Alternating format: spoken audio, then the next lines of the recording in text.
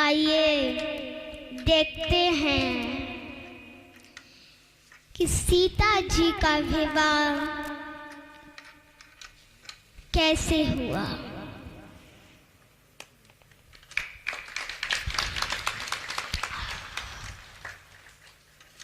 Charu Shastri channel के माध्यम से आप सुनोगे। धीरे धीरे सीता जी समझदार होती हैं।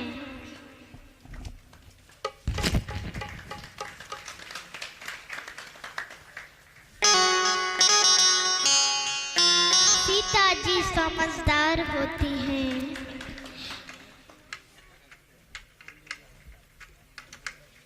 और ये ओमवीर भैया जी ने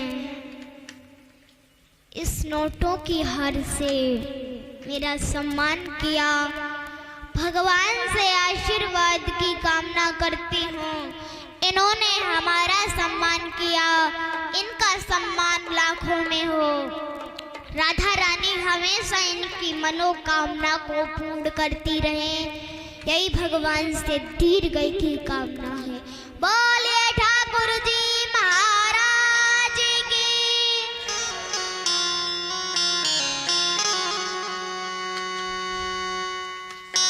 तो सीता जी धीरे धीरे समझदार होती है। एक दिन सीता जी लिपाई कर रही थी। माताओं, सीता जी आज की तरह नहीं थी कि थोड़ा बड़ा घर हुआ, घर में नौकर चाकर रख लिए, बेटियों को काम ना करना पड़े। अच्छा देखो, आप कितने भी ऊंचे हो जाओ, कितने भी बड़े हो जाओ, बेटियों को घर का काम काज जरूर सिखाना चाहिए, क्योंकि समय का कोई भरोसा नहीं है, कब समय पलट जाए। इसीलिए बेटियों को घर का काम काज जरूर सिखाना चाहिए।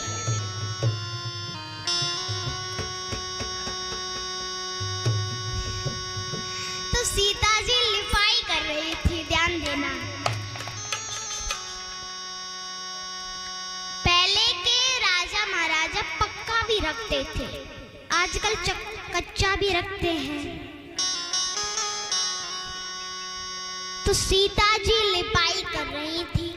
श्री सुखदेव जी समझाते हैं, हे राजन परीक्षित, उस जनकपुरी में जनक जी के यहाँ शिव जी का धनुष पड़ा है, जो महात्मा दधीच की नाक की हड्डियों से बना है। सीता जी लिपाई कर रही थी। सीता जी गई और एक बात और बता दें, जहां वो धनुष रखा था वो जगह कच्ची थी। सीता जी गई, धनुष को एक हाथ से उठा करके उसके नीचे लिपाई कर दी और वापस धनुष उसी जगह रख दिया।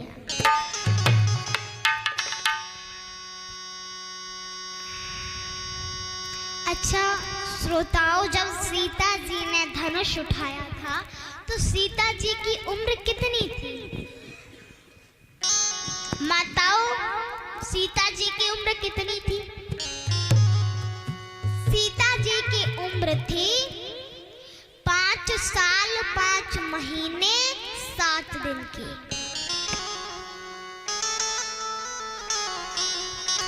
तो धनुष एक हाथ से धनुष उठाकर उसके नीचे लीप कर उसी जगह रख दिया।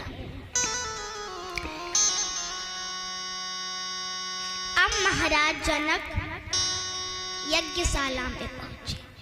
महाराज जनक वहां पूजा करने रोज जाते थे, रोज। और उस धनुष में शिव जी का रोज दर्शन दर्शन किया करते थे।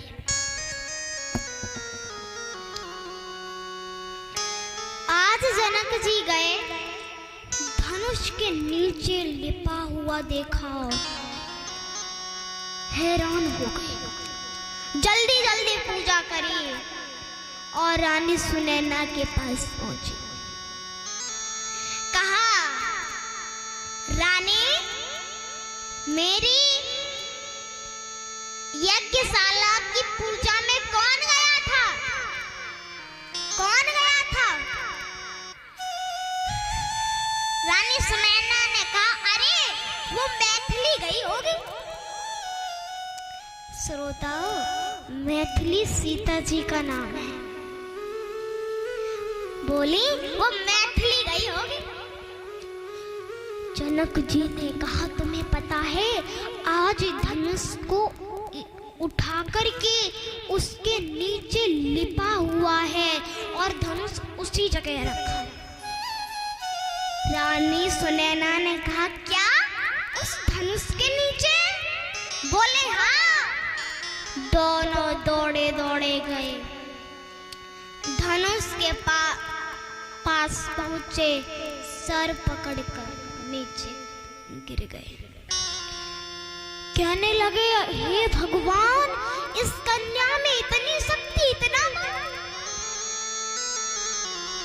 जिस धनुष को राजा महाराजा हिला तक नहीं पाए, उस धनुष को इस कन्या ने एक हाथ से उठाकर उसके नीचे लीप कर उसी जगह रख दिया।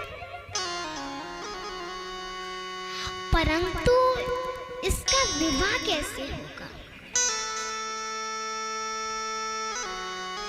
इसके लायक वर कहाँ मिलेगा?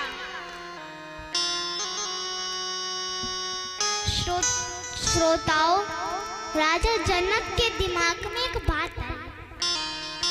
मन में विचार किया कि जो भी इस धनुष को, शिव जी के धनुष को तोड़ेगा, उसी के साथ में हम अपनी पुत्री सीता का विवाह कर देंगे।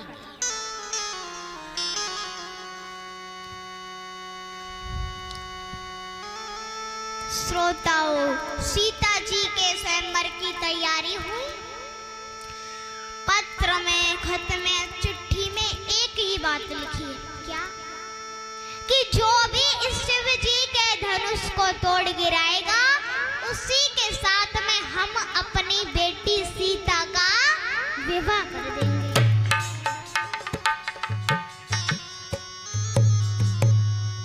लेकिन एक और बात बता दें, महाराज जनक ने हर जगह चिट्ठी भेजी थी, लेकिन अवधपुरी में चिट्ठी नहीं भेजी। इसका क्या कारण है? श्री सुखदेव जी कहते हैं, हे उत्तर नंदन परीक्षित, एक संत जन संत को पहले कोढ़ हो गया और बाद में दिखना भी बंद हो गया। तो वो अंधे संत जनकपुरी में आवाज लगा रहे थे कि अरे, अगर इस जनकपुरी में कोई पतिव्रता स्त्री हो तो कच्चे धागे से, कच्चे घड़े से, कुआं से पानी निकालकर अगर हमारे ऊपर डाल दे तो हमारा कोढ़ भी ठीक हो जाएगा और दिखना भी चालू हो जाएगा।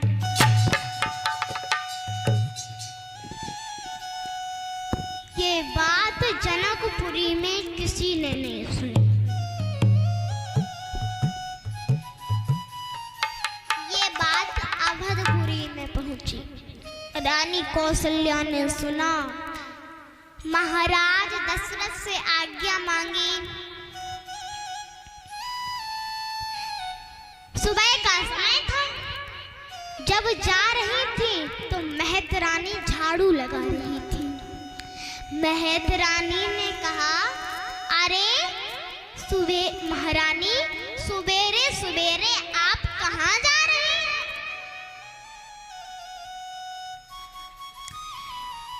रानी कौशल्या ने कहा कि एक संत जनकपुरी में अंधे हो गए हैं और उन्होंने कहा है अगर कोई पतिव्रता स्त्री हो तो कच्चे धागे से, कच्चे घड़े से, कुआं से पानी निकालकर हमारे ऊपर डाल दे तो हमारा ये कोढ़ भी ठीक हो जाएगा और दिखना भी चालू हो जाएगा।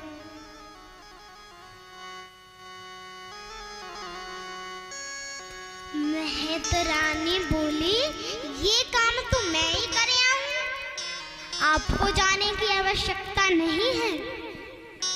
महतरानी ने 16 श्रृंगार बनाए,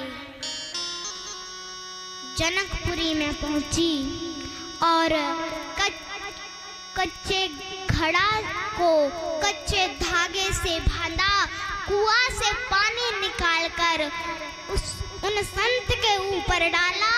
महाराज कोढ़ ठीक हो गया और दिखना भी चालू हो गया। ये दृश्य राजा जनक ने देखा, सोचा अयोध्या में तो महतरानी भी पतिव्रता है, अगर किसी दानव ने आकर के धनुष तोड़ दिया तो सीता को विवाह ले जाएगा। इसीलिए राजा जनक ने अवधपुरी में चिट्ठी नहीं भेजी, इधर उधर पत्र भेजे। बड़े बड़े बहादुर